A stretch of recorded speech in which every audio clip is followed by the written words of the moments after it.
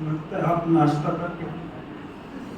ओम शांति, ओम शांति, ओम शांति। ओम शांति। परम तपस्विनी, परम श्रद्धेय, परम आदरणीय दीदी कृष्णा जी की श्रद्धांजलि को पूरे आने का पता चला कि शाहबाद में भी आज श्रद्धांजलि समारोह।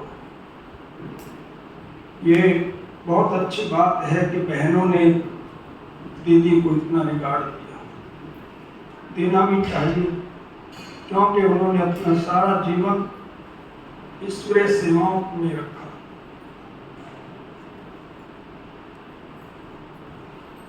एक शायर ने लिखा है,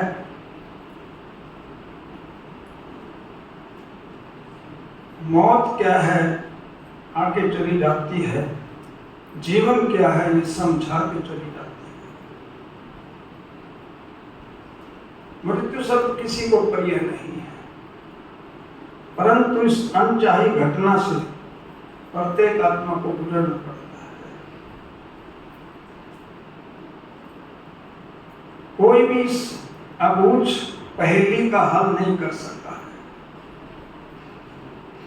कि मृत्यु क्या है, उसको कोई रोक नहीं सकता।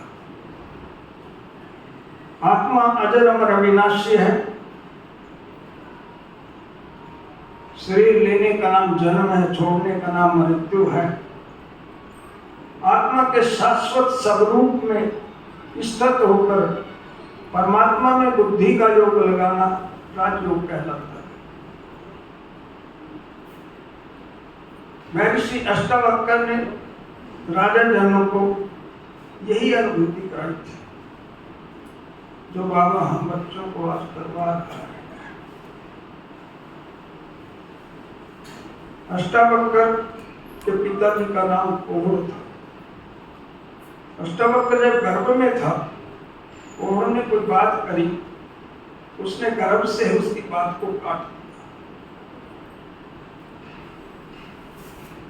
वो बहुत अहंकारी ब्राह्मण था, विद्वान था, राजा जनक के मुख्य विद्वानों में से एक था। राजा ब्राह्मण जो कोहर था ऋषि, उसने उसको श्राप दे दिया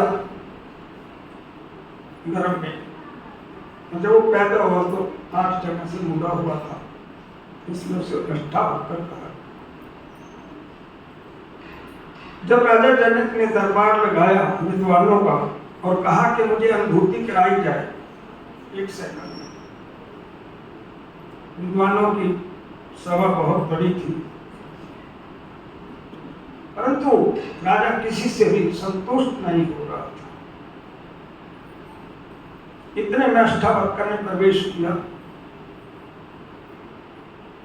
सभी हंसने लगे। उसने कहा, राजन ये चरम कर्म की सभा है, ये आपको क्या ज्ञान कराएंगे। तो राजा जनक ने बड़े ऊंचे स्वर में बोला, क्या आप करा सकते हो? क्योंकि उससे पहले उसने अष्टावक्र को नहीं देखा था। उसने कहा, क्यों नहीं, परंतु ये सभा को विसर्जित कर दो।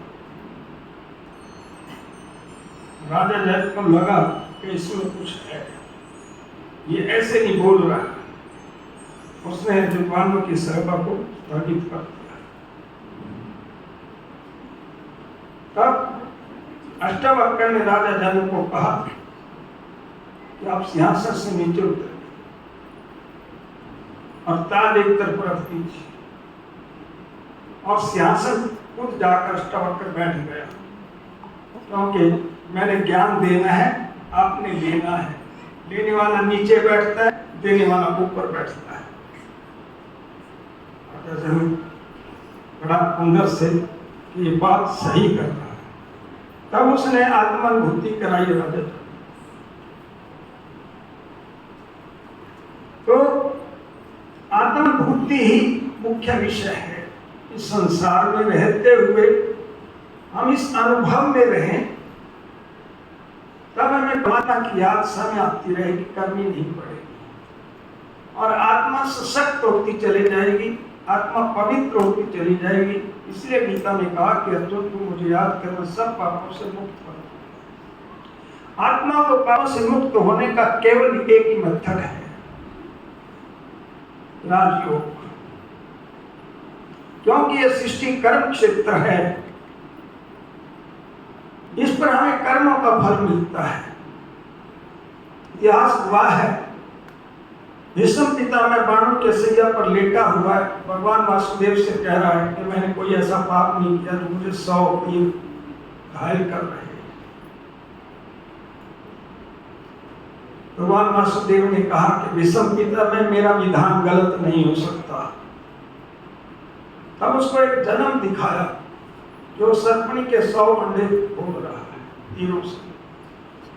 ये भीष्म पितामह यही 100 तीर है, 101 नहीं है, वही है। आज तेरे बदला ले रहे हैं।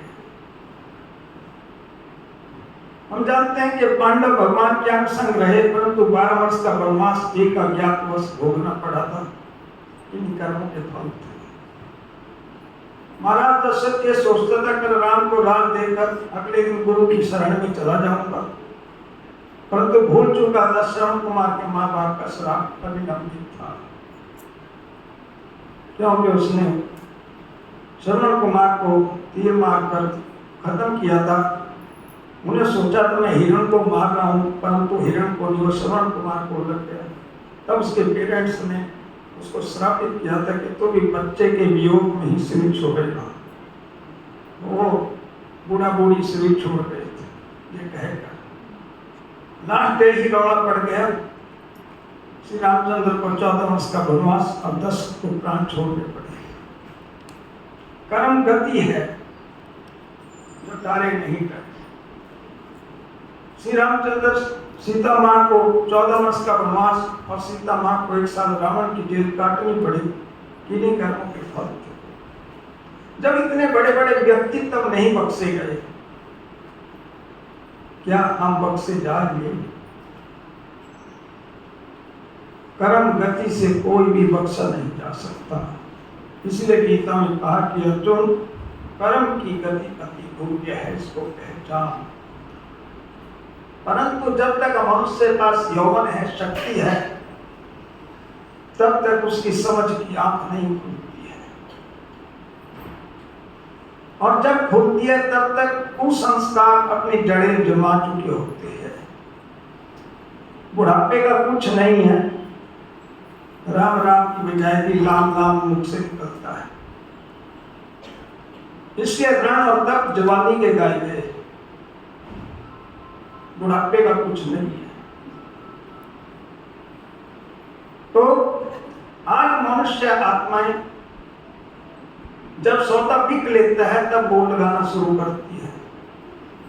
असली एक चली जाती है, बुढ़ापे में कहते हैं समझते हैं भगवान को याद कर लेंगे, परंतु फिर नहीं होता कुछ, समय निकल जाता है। और मनुष्य इस वासना भरे शरीर को सजाने में ही अपना अमूल्य समय गुमा देता है, या वो शारीरिक सुखों के साधनों के संपादन में अपना जीवन लगाता है।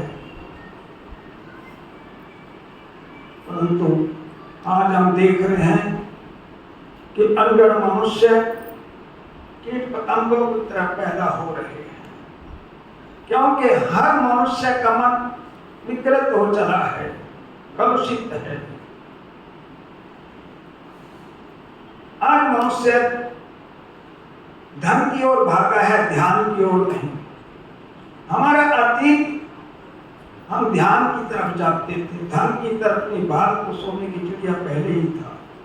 हमें धन के पीछे तो हम कभी भागे नहीं इतिहास में। ये तो अभी होड़ लगी है, परंतु ध्यान छोड़ गए। सिकंदर भारत आया, उसने देखा एक बूढ़ा लाठी का सहारा लेकर खड़ा है। उसने अपने सेनापति को कहा कैसे पूछ ले, मांग ले कुछ मेरे से, मैं इसको दे दूंगा। सेनापति उसके पास गया, उसने कहा कौन सिकंदर? वो तो भारत का बूढ़ा था। कहता आप नहीं जानते विश्व विजेता महान सिकंदर को। सिकंदर के बाद कानों पड़ गई, सिकंदर खुद भाग आया उस बूढ़े के पास, कहने लगा मुझे नहीं जानते। कहता छोड़ बात सिकंदर पड़े, मेरी एक बात सुन। सिकंदर धार्मिक भी था क्योंकि गुरु का वस्तु का शिष्य था। उसने कहा आप रेगिस्तान के जंगल में हैं, आपको प्यास लगती है पानी की, मैं आपको एक पानी का गिलास ऑफर करता हूं, आप कितना पैसा दोगे? कहता जो धन तू कहेगा दे दूंगा। कहता मैं नहीं पिलाता पानी, आपको प्यास तेज लगी है, फिर मैं पानी का गिलास ऑफर करता हूं, क्या दोगे? कहता जितना भी धन मांग लेगा दे दूंगा। सिकंदर बोला, कहता मैं नहीं पिलाता पानी, अब आपका गला घुट रहा है, आप अंदर से छटपटा रहे हैं, तब मैं पानी का गिलास ऑफर करता हूं, तो क्या दोगे? कहता आधा रात दे दूंगा। सिकंदर बोला, कहता मैं नहीं पिलाता पानी, अभी आपके प्राण के रूप उड़ रहे हैं, आप दुनिया को अलविदा कह रहे हो, तब मैं गिलास पानी का ऑफर करता हूं, तो क्या दोगे? कहता सारा राज दे दूंगा। और बूढ़ा क्या बोलता है, कहने लगा बस सिकंदर, एक गिलास पानी की खातर कितनी माताओं की गोदें सुनी की है, कितनी बहनों के सिंदूर उड़ाए हैं, कितना अत्याचार किया, कितना खून किया तूने, उसका मूल्य केवल एक गिलास पानी। सिकंदर अवाक रह गया, बूढ़े की बात सुनकर उसके पैरों पड़ गया। कहला धन्य भारत की संस्कृति, कि भारत के हर इंसान के अंदर संस्कृति समाई पड़ी है। ये वो भारत है, हम उस भारत की धरती के रहने वाले हैं, परंतु आज हम अपनी संस्कृति को तिलांजलि देते जा रहे हैं, पाश्चात्य संस्कृति का अंधानुकरण कर रहे हैं, इसीलिए आज सभी दुखी हैं। हम तो इतने सुखों में पले थे, भारत देश महान था, इतना उच्च था, परंतु आज हम नीचे जा रहे हैं। आज सबका मन उलझ रहा है, मन पर मनोबोझ लिए मनुष्य घूम रहा है, अशांति है समाज में। सभी हमारे मधुर संबंध थे जो वो सब में खटास आ रही है। देखिए हाथी को अंकुश से काबू किया जाता है, घोड़े को लगाम से किया जाता है, ऊंट को नकेल से किया जाता है, बैल को नाद से किया जाता है। इस मन को सकारात्मक चिंतन से वश किया जाता है। ब्रह्मा कुमारी यही चीज सिखा रही है कि मन को कैसे जीता जाए, मन को कैसे कंट्रोल किया जाए, क्योंकि मन के हारे हार है, मन के जीते जीत। आज मन को संभालना है। मन एक सबसे बड़ी शक्ति है इस शरीर में, जिसका मन अपने कंट्रोल में आ गया वो विषय विधि हो गया। इसलिए बाबा हम बच्चों को कहता है, बच्चे कर्मेंद्रिय जीत बनो। तो बच्चे उसी पुरुषार्थ में रहते हैं और कुछ नहीं दिखता, संपूर्णता की तरफ चल रहे हैं, समय भी निकट आ रहा है। मैं एक छोटी सी कहानी आपको इस विषय में सुनाता हूं। एक बार राजा बिंदुसार के यहाँ भगवान महावीर आए, उसका शांतिवन था बना हुआ, उसमें रहते थे आकर। भगवान महावीर से राजा मिलने के लिए जाता था। राजा बिंदुसार उससे मिलने के लिए गया तो रास्ते में एक राजा अपना राज्य छोड़कर तपस्या कर रहा था, उसकी सोच चारों तरफ फैल रही थी। राजा बिंदुसार ने भगवान महावीर से क्वेश्चन किया, ये राजा बहुत तपस्वी है, इसकी सोच चारों तरफ फैल गई, यदि ये शरीर छोड़ दे ये किस गति को प्राप्त होगा? भगवान महावीर ने दिव्य दृष्टि से देखा, कहता राजनीति ये शरीर अब छोड़ता है तो नरक को प्राप्त होगा। राजा बिंदुसार अब पैगंबर के सामने नहीं बोल सकता था, बात मन में रख ली, चला। नेक्स्ट ईयर फिर आए भगवान महावीर, वो राजा भी तप कर रहा था, उसकी शोहरत बहुत फैल रही थी, तपस्वी था। उसने फिर क्वेश्चन दोहराया सेकंड टाइम। उसने कहा यदि आप शरीर छोड़ता तो स्वर्ग को प्राप्त होगा। राजा फिर भी चुप। थर्ड टाइम जब भगवान महावीर आए, वो राजा अब भी तपस्या कर रहा था, तब फिर क्वेश्चन दोहराया। उसने राजन यदि आज शरीर छोड़ता इस घड़ी तो मोक्ष को प्राप्त होगा। राजा बिंदुसार ने कहा गुरुजी भगवान, मैंने 3 बार ये प्रश्न किया है, तीनों बार आपका जवाब अलग अलग है, मुझे इसकी पुष्टि कीजिए।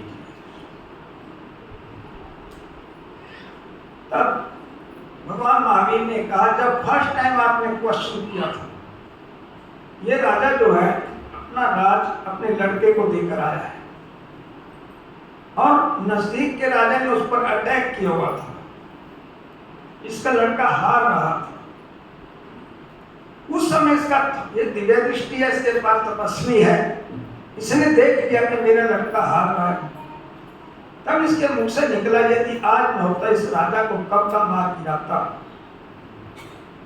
मेरे सामने तो कभी खड़ा ही नहीं होता था। कहते जब इसका लास्ट थॉट ये था कि मार गिराता और अब तब शरीर छूट जाए तो क्या मिलेगा? नरक, अंत मते सोगति। सेकंड टाइम जब आपने क्वेश्चन रिवाइज किया, उस समय ये कह रहा था सारे विश्व का उद्धार, सभी आत्माओं के प्रति अच्छे प्रकंपन फैला रहा था, सबका उद्धार चाहता था, इसलिए ऐसी स्टेज पर कोई शरीर छोड़ता है तो स्वर्ग की प्राप्ति। थर्ड टाइम आपने फिर क्वेश्चन दोहराया, तब ये पीठ को भगवान ने व्रत था तपस्या में, इसका थॉट भी बंद हो रहा था, इसका मन 100% टिका हुआ था, तो ऐसी स्टेज पर कोई शरीर छोड़ता तो मोक्ष की प्राप्ति है। कहने का भाव अंत मते सुगति। हम सारा जीवन भर पुरुषार्थ करते हैं, परंतु रिजल्ट तो अंत में निकलती है कि हम किस थॉट पर शरीर छोड़ेंगे। इसलिए उसके लिए सारी तैयारी होती है जीवन भर की। हम ज्ञान लेते हैं, योग करते हैं, तो सेवाएं करते हैं, परंतु रिजल्ट आउट तो आपके अंतिम थॉट पर हो। इसलिए हमारे विचार, हमारे संस्कार कितने प्योर होने चाहिए। हमारे से आज बाबा ने जो कहा कि वाइब्रेशन आपसे कौन से निकलती है। यदि हम इस सृष्टि को, प्रकृति को पवित्र बनाना चाहते हैं तो हमको इसको वाइब्रेट करना ही होगा। प्रकृति ऐसे नहीं बदल जाएगी, क्योंकि इम्प्योर थॉट बहुत हैं और प्योर थॉट बहुत थोड़े लोगों के हैं। हमने विक्ट्री पानी है प्रकृति को प्योर करने की, और ये वाइब्रेशन से होगा। क्योंकि हमें जीवन के अंतिम घड़ियों में ये शिकवा न रहे कि मैंने पुरुषार्थ नहीं किया, क्योंकि अंतिम घड़ियां रिजल्ट बताएंगी, उनके लिए हमें तैयारी करनी है। मैं दीदी के लिए कुछ शब्द संजोए हैं, वो मैं आपको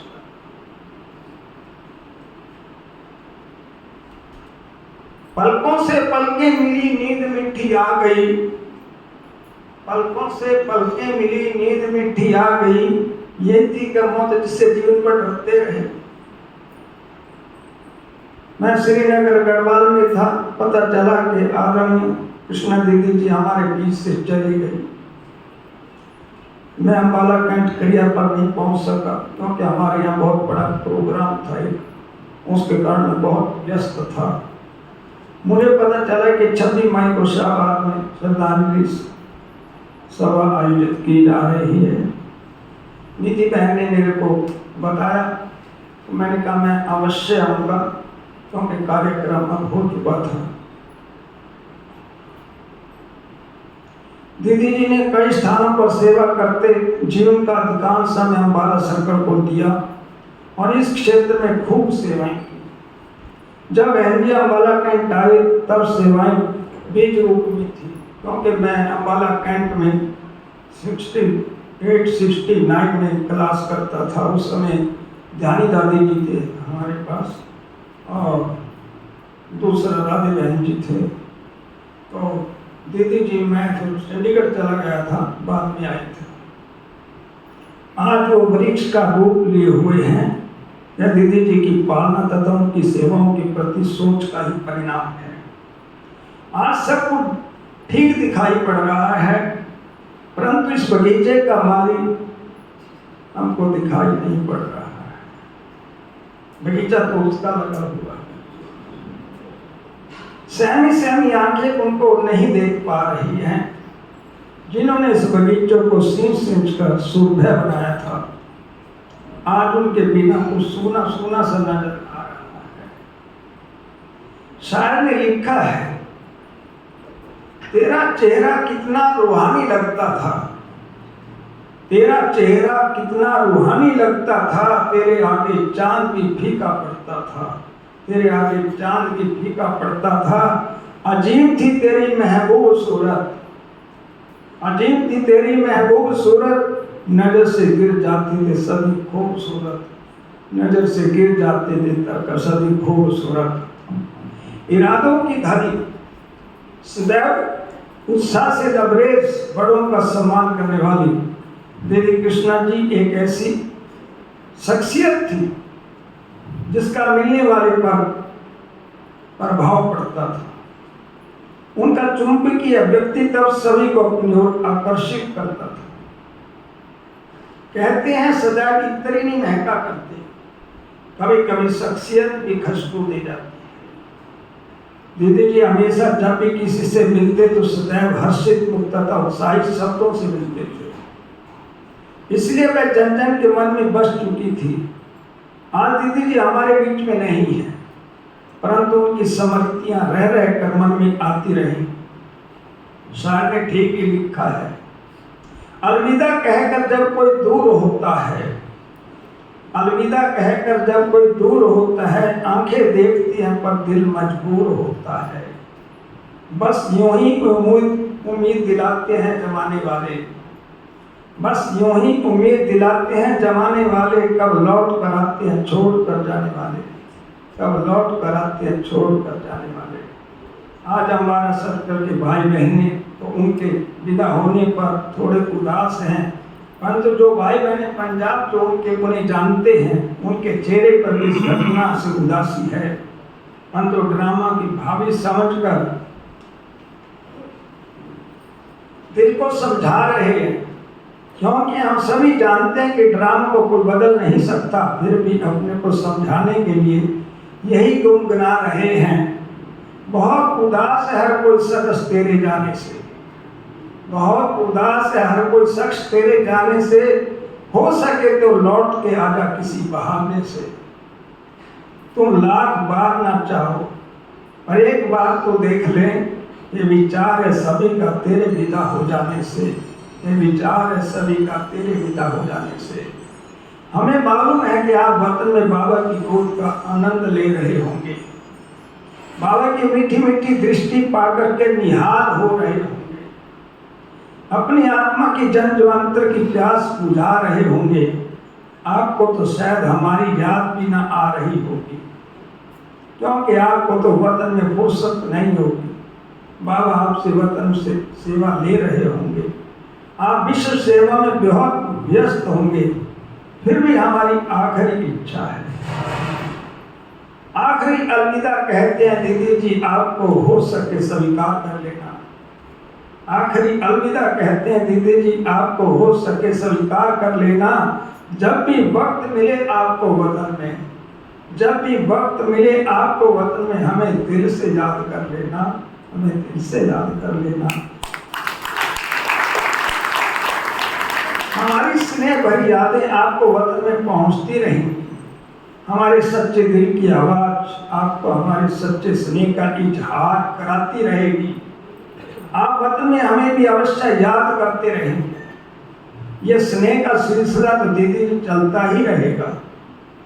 जब भी हमारे सामने कोई कठिनाई जीवन में आएगी, हम आपसे सूक्ष्म में मार्गदर्शन लेते रहेंगे।